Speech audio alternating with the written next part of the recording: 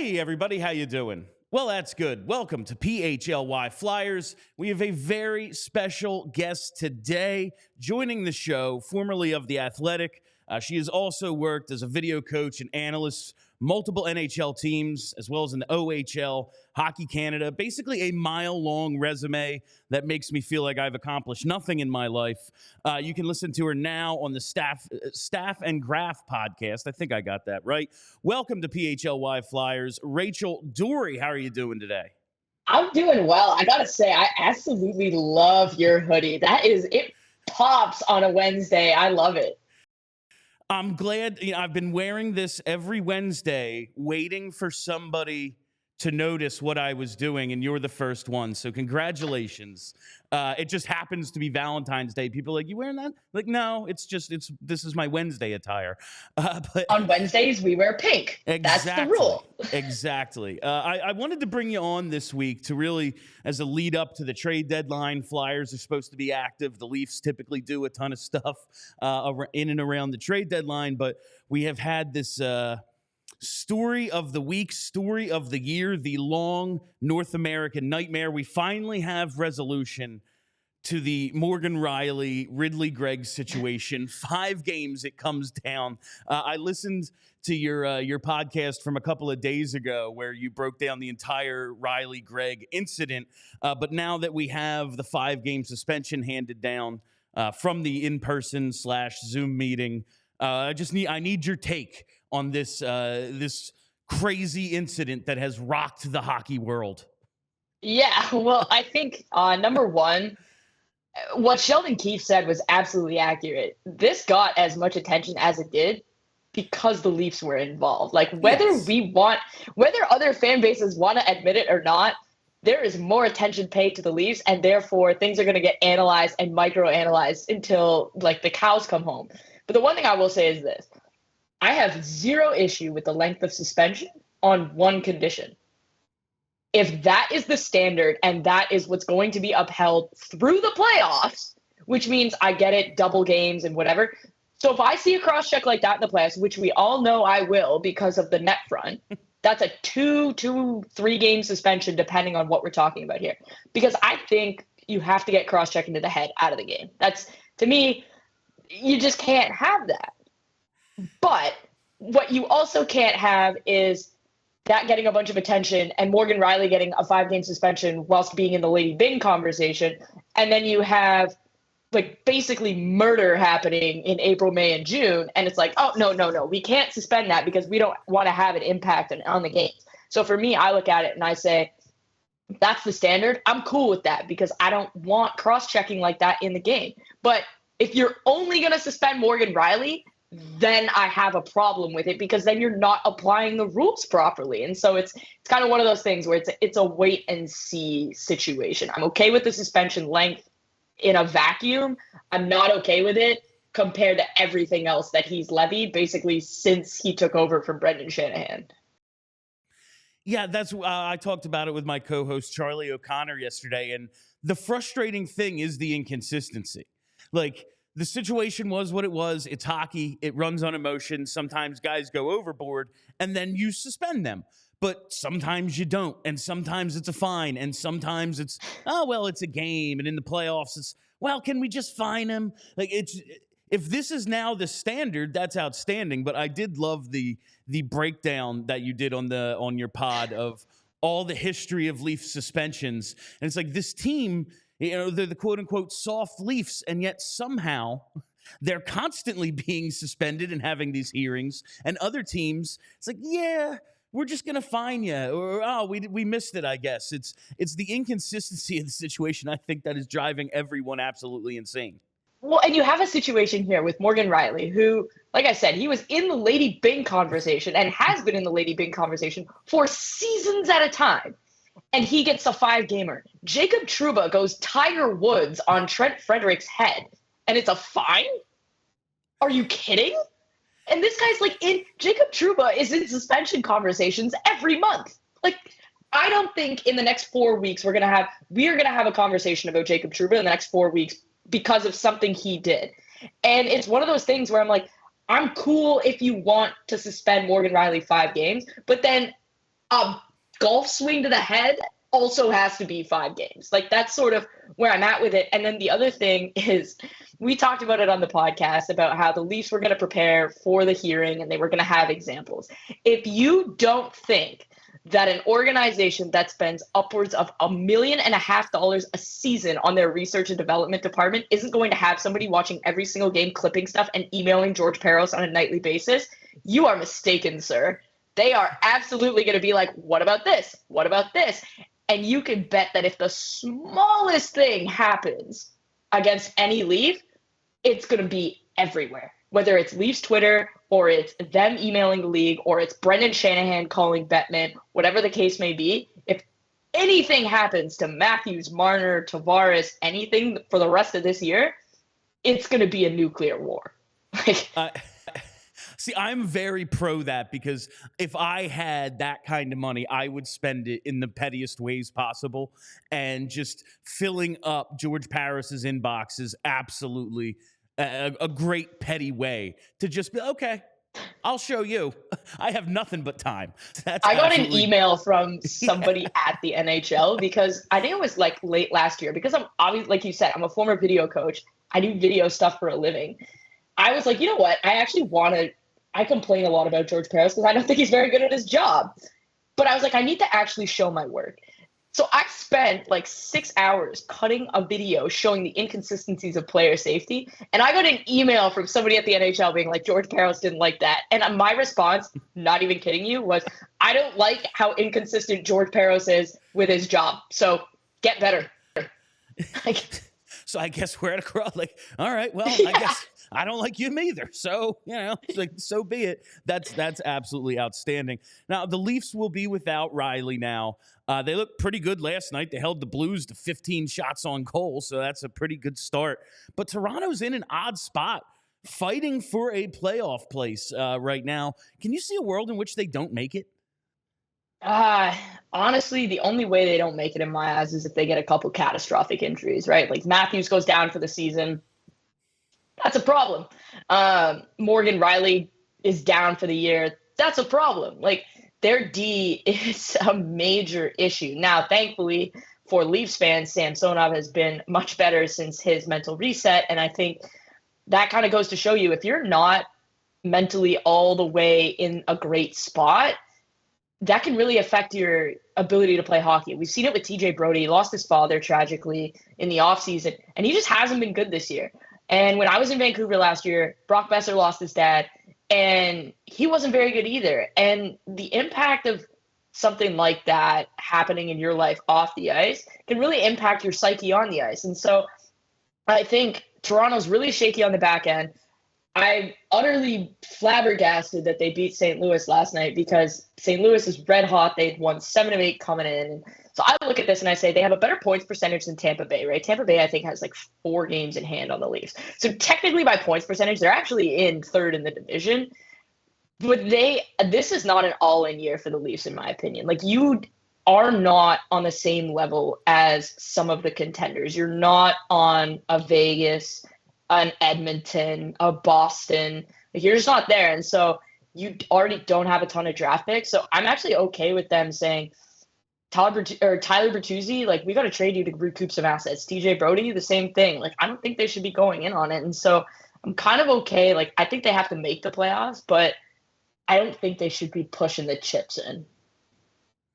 Yeah, it just seems like it's, for whatever reason, they're not at the level they've been in years past, where it's like, no, it's got to be the cup. I mean, it's the Leafs, so it's cup or bust no matter what. But it just, very odd season. And one of the craziest things about it, meanwhile, here in Philly, the rebuilding Flyers, who everyone basically thought was going to be a bottom 5, bottom 10 team, clinging to 3rd in the Metro, 6 points up on the Devils. Meanwhile, Pittsburgh and Washington just kind of meh. Looks like 5 Atlantic teams probably going to make the playoffs, I would guess. How do you think the Eastern Conference is going to shake out? Yeah, so I think, first of all, there's so much conversation about Rick Tocchet, and I get why. But in my opinion, it's a hell of a lot harder to do what John Tortorella is doing than it is to do what Rick Tocchet's doing. John Tortorella has taken what every single person who knows a thing about hockey prognosticated as a lottery team, basically going to be in Celebrini Demidov territory, and they're third in the division in the middle of February. That's a way more impressive coaching job, in my opinion, than taking a team that's borderline playoffs and now they're first in their division. Like, you had the talent to make the playoffs and anything can happen. Whereas like Philly outright, and I don't think it's unfair to say, they don't have the talent to like be a contending team. Like, this is very clearly a rebuilding team. So I look at this and I say, I think that the bottom is probably going to fall out on Philly, and I've loved watching them this year, but they're a young team. They're going to hit a wall, and that's a learning experience, so that's fine. I have a really hard time believing Pittsburgh is going to stay down. They're just one of those teams where like Sidney Crosby is having a Hart Trophy level season, and you just cannot afford to waste that by trading away a Jake Gensel, by not getting help in any sense of the word, right? Like that you got to do something. So I have a hard time believing Pittsburgh's not going to make the playoffs. I think if Philly makes it, it's one of those like squeak in type of situations. The wild card here for me isn't either of those teams. It's the Devils. If the Devils get a goalie, and it was rumored that they had Markstrom and the deal fell through. If the Devils get somebody like Markstrom or Saros, they're right back in it. Like, they're a problem, even without Dougie Hamilton. And so I think a lot of what happens in the Metro is going to come down to what the Devils and the Penguins do at the deadline, because I think we all know Philly's going to sell off. Now they're going to be without Ristolainen for at least a few weeks. You don't really know. It seems like they're going to sell off Sean Walker. And so it kind of seems like, credit to the Flyers, they're sticking to the plan regardless of the standings. And so I think there's an opportunity there for the Devils and the Penguins. Yeah, I think the Devils to me are that team that if someone's going to make a big jump, it's going to be them, because all they need is to buy a save. Like, if they can just get a save, and like to the point where their best player is saying, yeah, when we actually get a save, we're going to win. Like, when he's coming not out, ideal. Yeah, like when he's actually saying these things, you realize what the issue is there. I think they could still maybe land Markstrom, but any one of these goalies available would help them tremendously. I just need the Flyers to play meaningful games for my own real just sanity. I don't want to be covering fake games in March and April. So if they can just get me to that, I'll be happy. The playoffs, I mean, this is as ridiculous to everyone on the outside as it is us, right? Like, we're in our Philly bubble. This is insane that they're in this spot, right? Yeah, Mike and I are actually getting ready to do a Flyers deep dive. If it's not tomorrow, it'll probably be next week, because this is crazy. Like, I would love to just have 10 minutes to sit down with Torts and ask him just a bunch of stuff. Like, I know when the Flyers come to town in Toronto, I'm going to see a couple of the guys, and I just want to be able to ask them, like, what's this year been like? Because everyone wrote you off. Like, everyone basically thought it was going to be the Flyers, the Blackhawks, and the Sharks that were in Celebrini territory. And the Flyers took their Philadelphia attitude and said, screw you, we're going to be good this year. And obviously getting Sean Couturier has helped. I think you talk about meaningful games, and that's really important for the young players, but it's also important for the fans, right? Do I think that the games are going to mean a lot in the first week of April? They might not, but I would be absolutely shocked if we're talking a month from now and those games mean nothing. Like, I think Philly's still going to be in it. I think they're going to be in the playoff race and maybe just narrowly kind of miss out because things are kind of starting to come back down to earth. But I think you look at it, it's been so impressive, and they're such a fun team to watch. But if they stick to the plan, they know they're moving in the right direction. So you stick to the plan, you can be that much better and that much more set up for when a guy like Michkov comes over. So you mentioned the Jack Adams race, and I never like to bet on I just feel like a homer and an idiot when I get sucked in, but I finally did it. Bet on John Tortorella at 10-1. I've heard you mention some sports betting modeling you've done. I've worked in the sports betting space for a little bit, and then I realized I'm an idiot. Now I'm a song and dance man again. But I just, what exactly is it that you model, and have you do you focus on futures, props? What is it that you're that you focus on the most? Yeah, so when I built this model, it actually wasn't for gambling at all. I started building this model during my master's, and then I went to work for a hockey team, and some things happened, and I decided I'm going to put a hold on that. I'm not going to build that yet. I'm going to build it because uh, I'll be really upfront and honest. I knew I wasn't long for Vancouver, and I kind of had a plan that I was going to extricate myself probably after a season or two, anyways, because this is what I want to do. I want to build models, and hockey's not even the one that I'm most into. I work privately in soccer, and so that's probably the most heavy duty model I have. But when I built this hockey model, it was because I was really sick and tired of the conversations being binary. It's this guy's good and this guy's bad. There was no nuance. There was no comparisons. So what I wanted to do is build a model similar to Dom Luszczyszyn's, who's my good friend.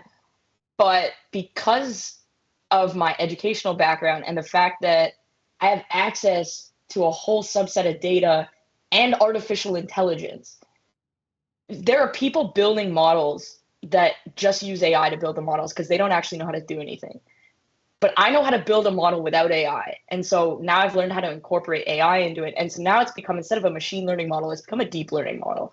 And that's allowed me to do things like player evaluation. So when we sit here and we prognosticate trades and stuff like that, I can run it through the model in real time and see kind of what that is. And then somebody asked me about gambling. And I was like, well, if I can player evaluate and I can project what that player is going to be, I bet you I could probably project their props. And so then it took me like maybe about 3 weeks to a month. And now I have a game model. It's player based. And then I have the player prop model. And I'm in the process of building out the website that's like a dashboard that people will be able to click through, and they'll be able to see like player comparisons, contract value, but also betting lines for the next game. So it's like, would you take the over or under? And so I'm kind of trying to make it a one-stop shop. So if you want to come for betting, it's there. If you want to come for player analysis in the same way that you would for Dom or JFresh or Evolving Hockey or Micah McCurdy's Hockey Biz, you can do that too. And so that's kind of the impetus of it. But I've got soccer, hockey, football, basketball, and baseball. And it's funny enough, the basketball model is actually the one that's made me the most money because it's a less random sport. That's absolutely insane. That sounds. I'm super interested and also have no idea how any of this works. It's like a one-stop shop for something like that. Exactly what I'd be looking for. That sounds really awesome. Looking forward to following that. Now, you mentioned the trade deadline and trade value and everything. So just want to get your quick thoughts. You said it looks like the Flyers are selling. They've told us all along, like, as much as I just want them to make the playoffs because I'm an idiot fan, they have the big picture in mind. They keep telling us, listen, we're sticking to the plan.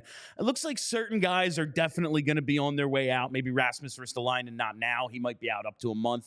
But Sean Walker is the big name. And we've kind of been going back and forth on what exactly to expect in return for Sean Walker. Is like, as a team like Toronto, who might be in the market for a defenseman, what do you think Sean Walker's actually worth at the trade deadline? So I ran him through the model as you were kind of talking about him. I did Ristolainen too, so I can help you out. But Sean Walker's comparisons right now: Alexander Carrier in Nashville. That's a pretty good comparison. Artem Zub in Ottawa, Connor Clifton, John Marino, and Matt Roy. So those are 5 guys where, I mean, Matt Roy could potentially be on the move as well. And so I think I look at that and I go, okay, he's playing second-ish, third pair minutes in Philadelphia. What does that look like? What does Toronto's right side look like? What do other contenders' right sides look like? Like, I think Edmonton could use Sean Walker probably the most. But I think when you're looking at that, Alex Carrier, I think, is probably the best comparison there because he's a guy that's also probably going to get moved at the deadline. So I think if those guys go for the same price point, you're probably in a good spot there in terms of value. So that's sort of what I would look at. And I think it's pretty unreasonable to expect that, yes, he is right-handed, but at the end of the day, like, the guys I just named off, like, are those first-round pick caliber players? Like, no, they're not.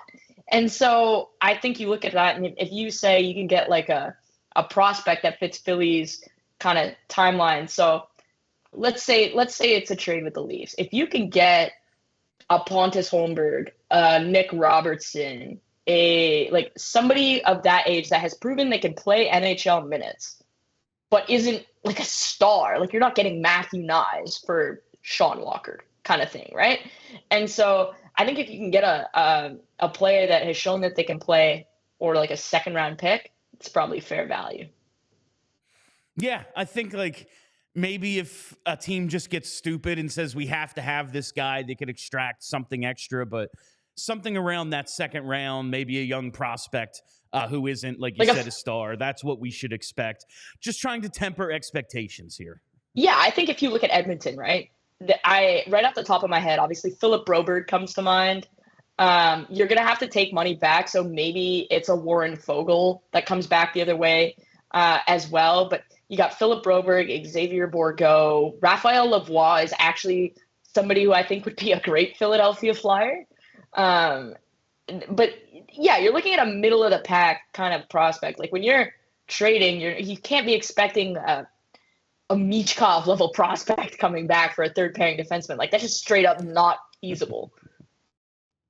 No, and that's something we're just kind of coming to grips with now is, we can get a first round pick for Sean Walker. And it was, yes, when he was a second pair defenseman in the first half of this season, putting up a ton of points, maybe. That's kind of tempered off a bit, as should have been expected, I guess. But Rachel, this has been a ton of fun. I want to do this with you a couple more times leading up to the trade deadline. Tell the people where they can find your work. Yeah, I'd love to come back. I love this stuff. So you can, if you want this kind of stuff, we get real deep and analytical, but also Mike likes to yell a lot on the Staff and Graph podcast. And that's like Twitter, TikTok, Instagram. You can follow us there. We post like show clips and stuff like that if you just want to like check out that. But that's, yeah, like you can check it out there. I'm on Twitter at Rachel Doerrie. That's pretty much where you're going to find my stuff. And then I'm on TikTok too, Puckbucks, because what else would I talk about on TikTok? So yeah, that's where you can find my stuff. I don't do a ton of writing because I'm writing a book. So that's where my writing is right now. But yeah, podcast wise, you want to get deep and nitty gritty and analysis, Staff and Graph podcast is where you can find me. All right. Thank you very much, Rachel. And we will be back for postgame on Thursday. So tune in for that. My name is Bill Matz. Have a great week, Philly. We all silly like the mayor.